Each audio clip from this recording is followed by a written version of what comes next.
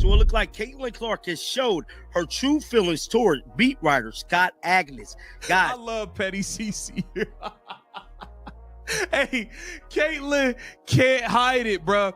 She can't hide it, and I don't blame her. Yo, the GOAT, Caitlin Clark, damn near crashed out at the Anacon, Scott Agnes. Input has 5 paragraphs. Output will have 5 paragraphs. Was not rocking with Scott Agnes. This is crazy. This dude showed up out of nowhere. And you know when you know somebody, you like, they pop up at the house party uninvited, like, who told you to pull up? Scott Agnes showed up at the Annika like, hey, it's me, y'all.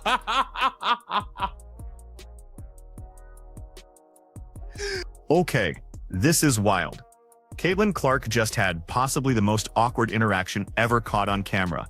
And believe me, the internet is absolutely losing its mind over it. A reporter stepped up to her at a Pro-Am event, probably expecting some casual banter. But what he got back, pure unadulterated ice. We're talking visible disgust, not an ounce of eye contact, and an energy shift so brutal it made everyone watching collectively cringe. And get this, the contrast with her other interviews from the exact same day, it's genuinely shocking. Caitlin Clark has another Pro-Am behind her. I'm Scott Agnes of FieldhouseFiles.com here at Pelican Golf Club in Bel Air, Florida here on Wednesday afternoon, where Caitlin Clark just wrapped up another Pro-Am playing with Nelly Korda on the front 9, Lauren Wynn on the back 9, and an opportunity more than anything to hopefully bring attention, to bring the spotlight. But hold up. Before we dive into the nitty-gritty of this whole situation, seriously, drop a comment below. Have you ever been stuck with someone at work or school who just sucks the energy right out of the room the second they walk in? I want to hear your stories. Alright, so Caitlin Clark is chilling at a Pro-Am golf event, doing her thing, being super professional with the media, answering questions like a champ. Then, out of nowhere, Scott Agnes from Fieldhouse Files steps up for an interview. And here's where it gets crazy. The instant she recognizes him, her entire vibe, gone. Poof. Her whole demeanor does a complete 180, and believe me, this wasn't some subtle shift. We're talking a full-on visceral reaction you could practically feel radiating off the screen. That's exactly what happened here.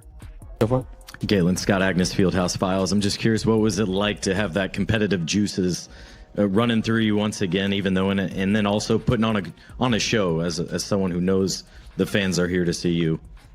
Yeah, I mean, like, these are the things that you love, like being competitive, and, you know, even when I go out and play with family or friends or whoever, like, you make it competitive. Like, you don't just go out there and hit the ball. Like, you make a game out of it. You know, you do have a 2v2, you do whatever.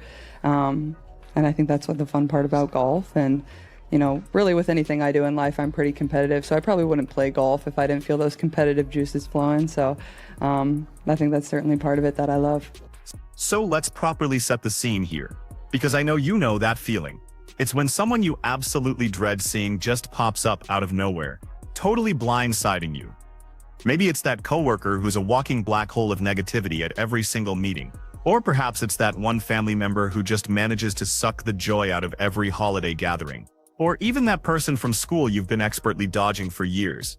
Suddenly there, the moment they appear, the whole atmosphere just shifts. A dark cloud rolls in, that easy smile vanishes, and your responses become clipped, short, and just... How was the round today? A little messy off the tee. I need some lessons, but I honestly haven't played a ton, but it was fun. I think anytime you get to be out here and see these women do what they do really well, it's really inspiring and it's really fun. Obviously, this isn't the environment that I'm usually in, so it's kind of a challenge and something fun that I love that I get to do. So just really thankful that Annika and Gamebridge have me out here, and yeah, just a lot of fun. The weather turned out to be pretty nice, so everybody's like, sorry that it's kind of cold. I'm like, no, like, it was snowing in Indianapolis this past week, so this is great weather for me. But now, all right, so Scott walks right up, introduces himself, Scott Agnes, Fieldhouse Files, and hits Caitlin with a super standard question about her competitive spirit at the golf event. Totally innocuous, right? But here's the kicker. Just watch Caitlin's reaction. Her head immediately drops, eyes glued to the ground, absolutely zero eye contact. Her entire body language is screaming, "Why is this guy here?" She looks genuinely uncomfortable, like she's already plotting her escape from the conversation. Now her actual verbal response, Technically fine. She talks about being competitive, how she turns everything into a game, even golf with friends and family, just her nature. All perfectly acceptable answers. But the delivery, ice, cold. You can tell she's just trying to get through it, without being overtly disrespectful. No enthusiasm, no real engagement, just pure going through the motions until she can escape. And then the second he stops talking, you can practically see the wave of relief wash over her. It's that thank goodness that's over look.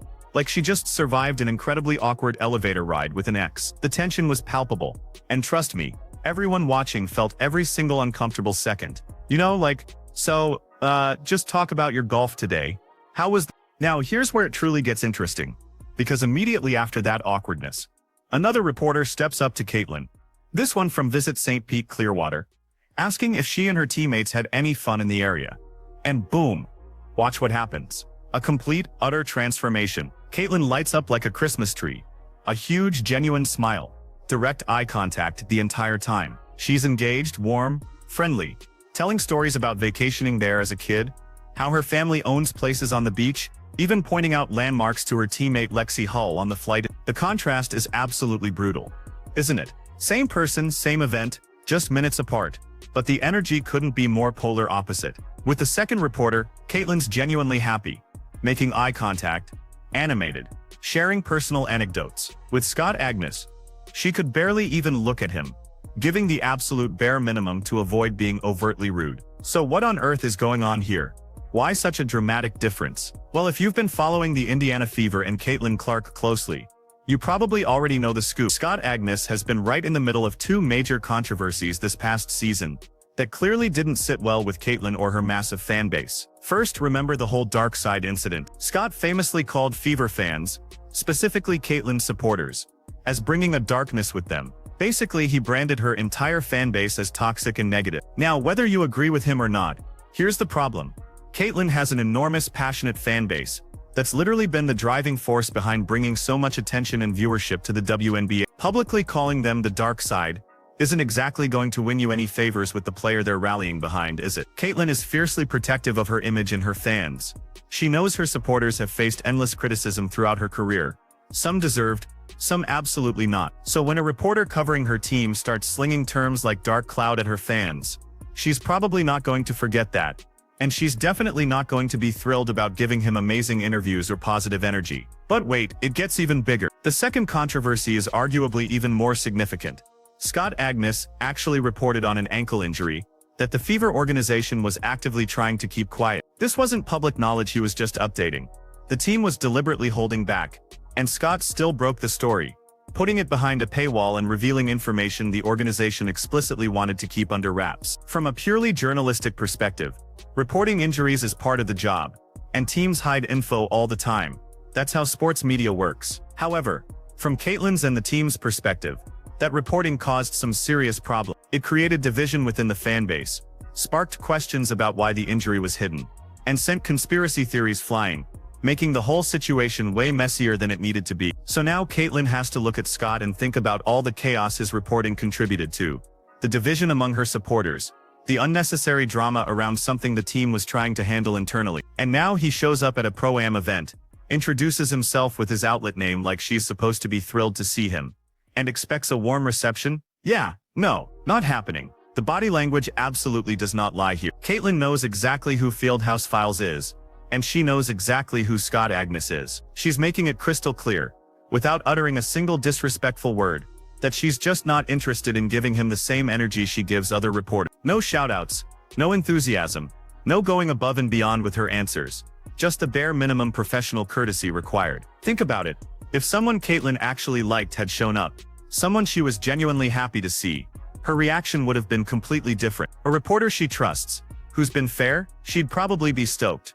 Oh hey, what are you doing here? Great to see you. Big smile, positive energy, maybe even a longer chat. But with Scott, nothing. Just trying to get through it as quickly and painlessly as humanly possible. That right there tells you everything you need to know about how she feels about him and his reporting. She's not going to cause a scene.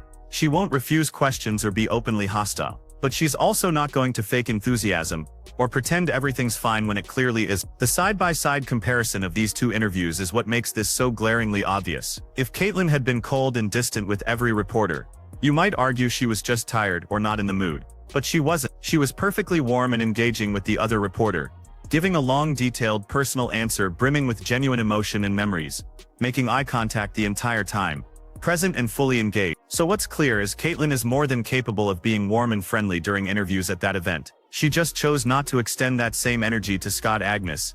And that choice speaks volumes about her feelings regarding his coverage of her team and her fanbase. From Scott's perspective, this has to sting. He's a credentialed reporter, covers the Fever regularly, doing his job, asking legitimate questions for his outlet, and the star player of the team he covers can barely stand to look at him. That's not exactly a great working relationship, but honestly it's a consequence of his past reporting decisions. Actions have consequences, right? And apparently one of those consequences is Caitlyn Clark giving you the coldest interview of your entire career. Predictably, the internet had an absolute field day with this. People immediately started comparing the two interviews, dissecting every single detail of her body language, the lack of eye contact with Scott versus the sustained gaze with the other reporter, the forced smile versus the genuine one, the short clipped answers versus the long personal responses. Social media detectives were all over it, and the consensus was crystal clear.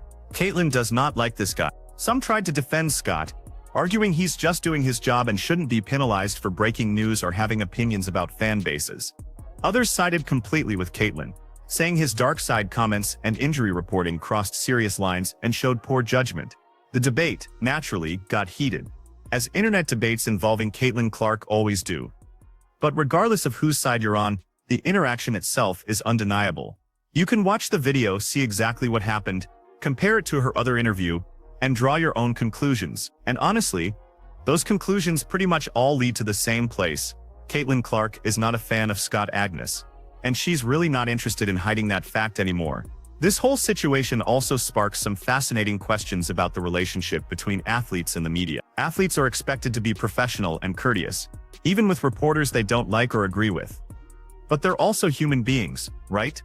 With feelings and opinion. If a reporter says things about your fan base that you find offensive, or leaks information you believe should have stayed private, are you truly obligated to treat them exactly the same as every other reporter? Or are you allowed to show a little ice, a subtle hint through body language, that you're just not happy with them? Caitlyn clearly chose the latter. She didn't refuse the interview, didn't walk away, didn't say anything explicitly disrespectful, but she made it abundantly clear through her demeanor that this was absolutely not a conversation she wanted to be having. And honestly, that's probably the most professional way she could have handled it, while still making her feelings known. Scott Agnes got his interview, he got his content, but he also got a very public, very clear demonstration of how Caitlyn Clark feels about him. And that demonstration is now plastered all over the internet for everyone to see and analyze. Whether that changes anything about how he covers the team going forward remains to be seen. But one thing's for certain, he's not getting a shout out on the New Heights podcast anytime soon. So that's the wild story of Caitlyn Clark's intensely awkward proper interaction. Seriously, body language does not lie. And this one was screaming discomfort from start to finish. If you found this breakdown even slightly entertaining, make sure to smash that like button and hit subscribe for more content. And definitely drop your thoughts in the comments about who you think handled this whole situation better. Thanks for watching, and I'll catch you next time.